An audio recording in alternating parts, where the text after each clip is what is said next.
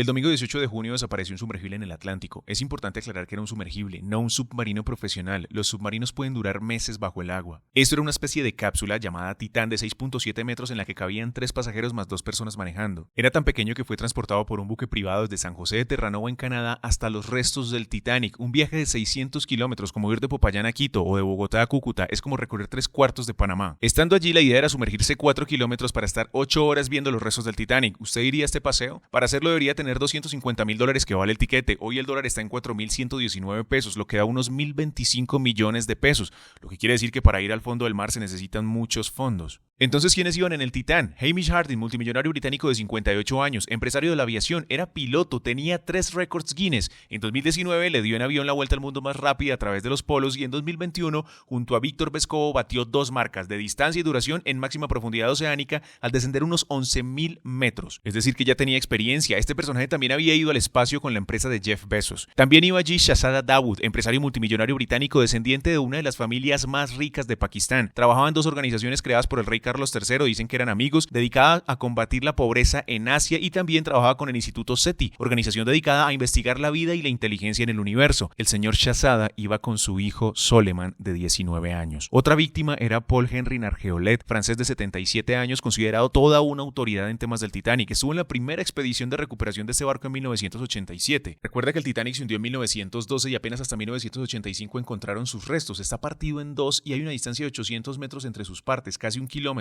El señor Paul Henry Nargeolet ya había bajado 35 veces a estudiar los restos del barco y cada que se tenía que hacer un estudio o nuevas fotos, él estaba ahí. El último tripulante era Stockton Rush, estadounidense de 61 años, fundador y CEO de OceanGate, la empresa que diseñó y creó este sumergible y que además brinda otros servicios de exploración marítima desde 2009. Como negocio y como fundación, también apoyan el desarrollo de tecnologías y estudios en el tema. El señor Rush también era piloto de avión. En 1981, con tan solo 19 años, era el piloto de jets de transporte más joven del mundo. Hasta hizo un avión experimental en 1989, avión que todavía vuela, y también era conocido porque construyó un submarino para 2 personas. Digamos que el señor tenía experiencia en crear este tipo de dispositivos, y en general todos, por lo que veo, tenían un espíritu de aventura, intereses científicos y trayectoria de exploración, salvo quizás el chico de 19 años del que no se dice mucho, es que era muy joven, y de lo que tampoco se dice mucho es de que OceanGate, la empresa dueña del Titán, ya había tenido advertencias de seguridad sobre el sumergible. La Sociedad de Tecnología Marina les envió una carta en 2018 advirtiendo que el enfoque experimental adoptado por OceanGate podría tener resultados catastróficos. Catástrofes, ¿cómo es? Ajá.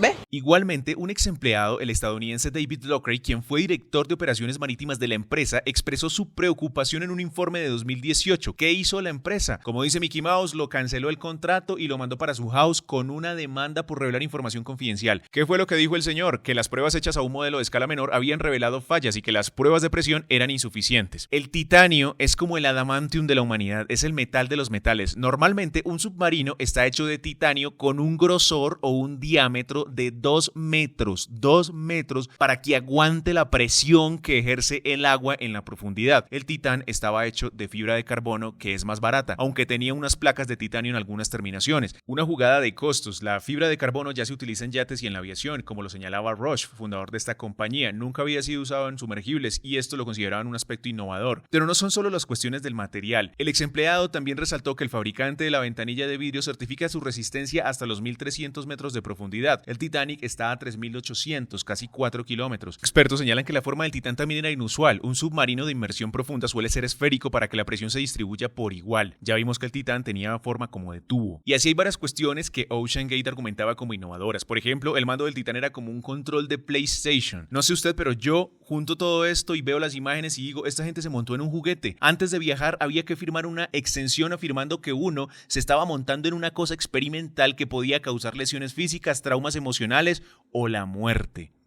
Vale la pena reflexionar sobre lo rigurosos que deben ser los procesos de innovación y el emprendimiento, los límites del ego cuando esos procesos ponen en riesgo la vida humana. A OceanGate también le sugirieron que sometiera su invento a una clasificación y certificación de calidad y lo que dijeron es que su tecnología era muy avanzada para las agencias. Hoy hay otros casos como el submarino Limiting Factor que se sumerge a 11 kilómetros y fue diseñado por la empresa Triton y está completamente calificado y certificado porque los mismos fabricantes ayudaron a la agencia a hacerlo. ¿Y saben a quién no ayudan y de quién quien no hablan con tanta intensidad, a las embarcaciones de goma llenas de inmigrantes que naufragan casi a diario intentando llegar a costas europeas. Hoy naufragó una con 60 personas provenientes de Marruecos, solo aparecen 24 con vida. La semana pasada fue uno de 3.200, solo aparecieron 104 personas. En la mayoría de estos casos se cuestiona si las mismas autoridades europeas son las causantes de los naufragios, una escabrosa cuestión que no tiene respuesta clara.